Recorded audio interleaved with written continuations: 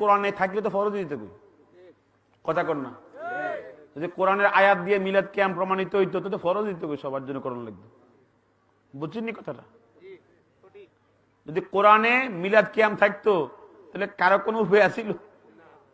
কি কথা কর না যে আপনারা? আয়াতের মধ্যে যদি মিলাদ কিয়াম থাকতো কারো উপায় আছিল বিরুদ্ধে বলার? কোরআনে নাই, হাদিসেও নাই। এটা আমরা করি কেন? এটা আমরা কেন করি? হাদিস কোরআনে নাই, করি কেন? এটা হচ্ছে কোরআন হাদিসের পরে আরো কি আছে? ইজমা কিয়াস আছে। কথা কয় না? দলিল কয়টা? 4টা। একটা কোরআন, একটা হাদিস, একটা ইজমা, একটা কি কিয়াস। ইজমা কিয়াস মানে কি? কাউলুল উলামা। কাউলুল উলামাদের কাউল, উলামাদের আমল। এই মিলাদ বা কিয়াম এটা নবীর ইন্তেকালের পরে 600 বছর পরে, কয়শো বছর? 600 বছর পরে মুজাফফরউদ্দিন কুকুবুরি, মুহাদ্দিস ইবনু দাহিয়া, জগৎ বিখ্যাত মুহাদ্দিস ইবনু দাহিয়া, তিনি কিতাব লিখে দলিলাদিল্লা পেশ করে মিলাদুন নবী চালু করেছেন। মিলাদুন নবী চালু করার পরে বর্তমান পর্যন্ত প্রায় কত বছর? 800। কয়শো? এই 800 বছর পর্যন্ত গোটা দুনিয়াতে মিলাদুন নবী কি হইতেছে? উদ্যাপিত হইতেছে। এগুলো কোরআনেও নাই, হাদিসেও নাই। এগুলো কি? ইজমা কিয়াস। আলেমদের কি? আলেমদের, এগুলো আলেমদের বক্তব্য, আলেমদের সিদ্ধান্ত। অতএব এগুলো কোনো ফরজও না, সুন্নত না, ওয়াজিবও না। এগুলো মুস্তাহাব। এগুলো কি? মুস্তাহাব।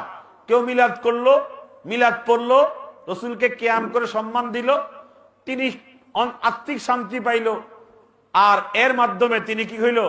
নবীকে শ্রদ্ধা সম্মান দেখাইল, আলহামদুলিল্লাহ।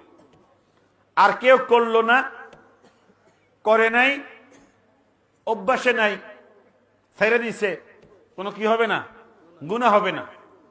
করলেও কোনো, এখানে করলে এজন্য যে সওয়াব পাবে, ইয়া নবী সালামুন আলাইকা, কি আছে এখানে?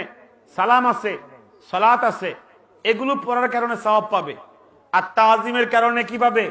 নবীর শ্রদ্ধা সম্মানের কারণে সওয়াব পাবে।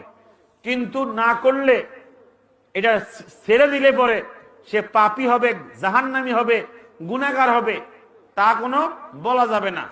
আর যদি মিলাদ কিয়াম নিয়ে সমাজে মারামারি হয় আর কাটাকাটি হয় তাহলে কি হবে? গুনাহ হবে, পাপ হবে। অতএব মিলাদ কিয়াম এটি মুস্তাহাব বিষয়। কেউ করলে করলো, কেউ না করলে না করলো।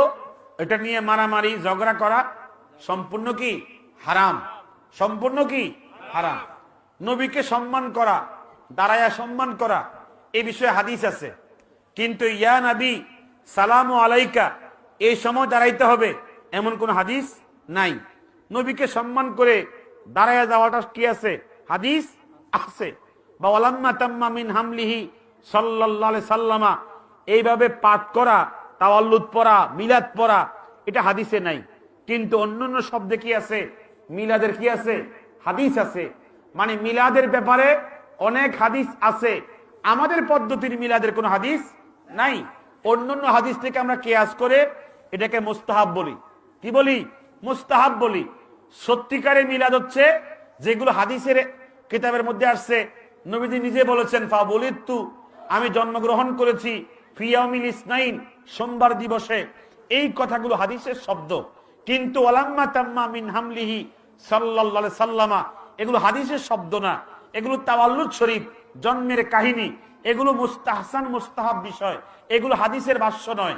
অতএব মিলাদ এবং কিয়াম হাদিসের থেকে উদ্ভাবন করে মুস্তাহাব প্রমাণিত হয়, সুন্নত প্রমাণিত হয় না, ওয়াজিব প্রমাণিত হয় না।